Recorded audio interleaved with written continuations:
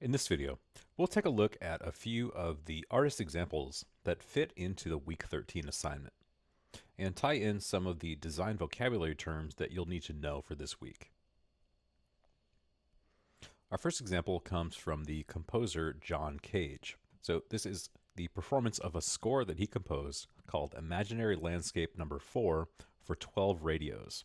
So this is a musical composition where instead of instruments, players are playing FM radios tuned to random frequencies. So we'll see a clip from this piece.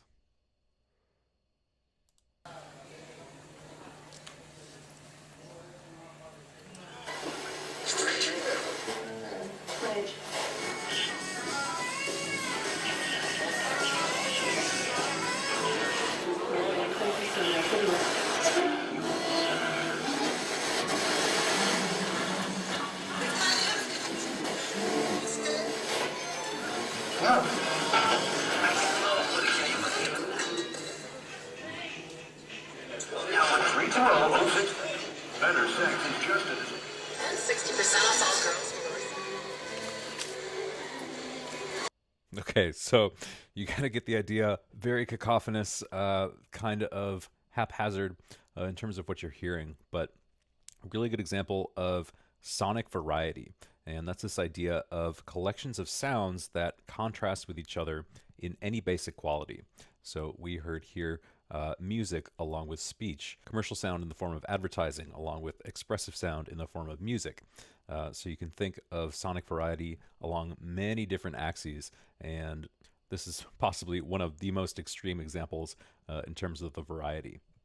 We also had some touches of rhythm where we get little blips of tempo from music that we might hear on the radio. And so the way that this piece is structured is there are 12 radios, each controlled by 2 players. So for each radio, one player is controlling the tuning, the other is controlling the volume.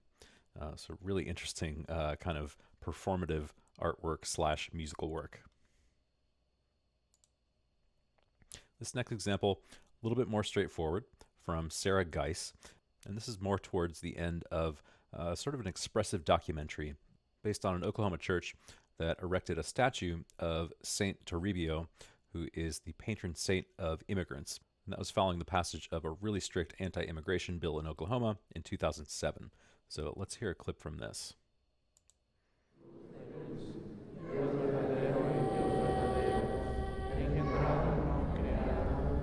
Dear Santo Toribio, Dear Santo Toribio, Santo Toribio Romo, quiero ser honesta, I don't have papers.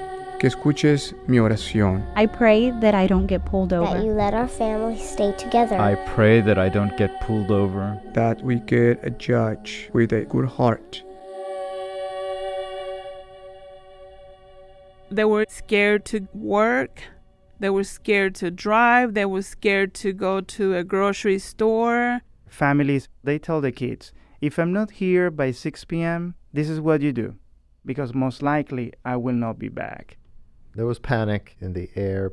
People were not coming around here too much. My name is Father Tim Davison, and I am pastor of St. Peter and Paul Church in Tulsa, Oklahoma. We contacted immigration lawyers. We had big town hall meetings, marches for the immigrants. We put a black billboard, and people can put a white ribbon on that if a loved one has been deported. So some really interesting examples here of both narrative and sequence, where narrative is a representation of an event or story. So this audio piece is representing the story of what's happening in Oklahoma in 2007, specifically in this Catholic congregation that's made up of a large immigrant population. And it's using a sequence of audio clips of interviews from that congregation as well as ambient sounds mixed together. So really interesting mix of linear and nonlinear narrative and sequence. The next example comes from the staff of an Italian art museum called the Esteric Collection. And this is a tribute to a futurist artist named Luigi Russolo, who was a painter and sort of experimental musician around the turn of the 20th century. And so a big part of his response to what was going on in the world at that time, which was huge industrialization and lots of factories springing up everywhere, was to sort of take on a lot of the sounds that came out of those factories and those machine processes and treat them as though they were music and musical instruments. So this is a modern pandemic influence version of some of Luigi Russolo's thinking.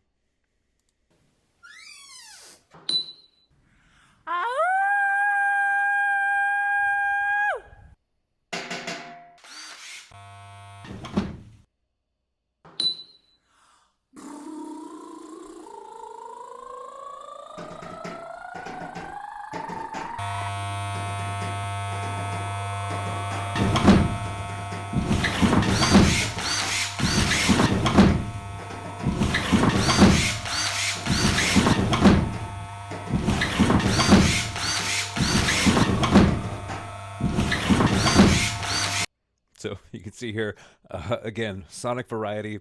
I think a really playful and kind of strange approach to rhythm and sequence. I don't think there's really any narrative here other than the idea that music is everywhere and kind of indistinguishable from sounds that we might just treat as things to ignore. And that's a big part of that futurist ethos. I think it's especially interesting, too, to see this in terms of the way it's produced, which is over Zoom, presumably, or some sort of video communication software, wherein the staff of this museum is in quarantine. They can't be together. So they're using these communication systems, which are normally geared towards sort of very explicit verbal communication, for something that is just kind of really irreverent, really playful, which I appreciate, especially right now. So for something that's almost a mix of all of these strategies that we've seen so far, here is a short sort of fictional documentary called Ice Music. And we'll listen to this and then sort of talk about some of the things that are going on. Here at the Laboratory for Innovation and Acoustic Research, we're always looking for ways to integrate creative sound into the rhythms of everyday life.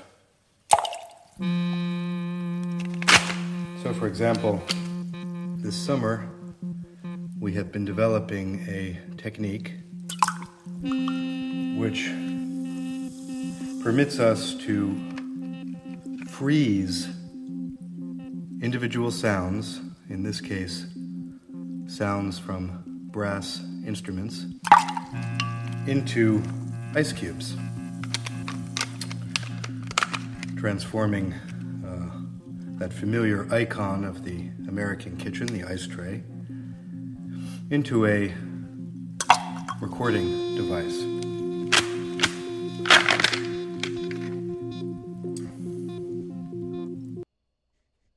Okay, so you hear what's going on here. It's a narrative. It's a story of sounds frozen into ice cubes, which, of course, doesn't really exist. It's honestly like a pretty fantastical idea, but because of the sequence, because of the rhythm, because of the sonic variety, it's really believable. So just that act of layering the sound of the ice cube falling into the water with the sort of distorted sound of the brass instruments together at the same time, that sequence is a really powerful combination in terms of carrying forward the fictional believability of this story. I think this does a really good job of suspending our disbelief. Last but not least, let's take a look at an example from an artist named Jana Winderin, who is both a sound artist and a scientist. So she does research into animals that make sounds which humans can't hear. So things like bats, whales, dolphins, elephants, all of these animals can make sounds outside the frequency range that humans can hear. So she has access to special microphones that can capture all of these sounds and translate them into ranges that we can hear. So here's some examples of those.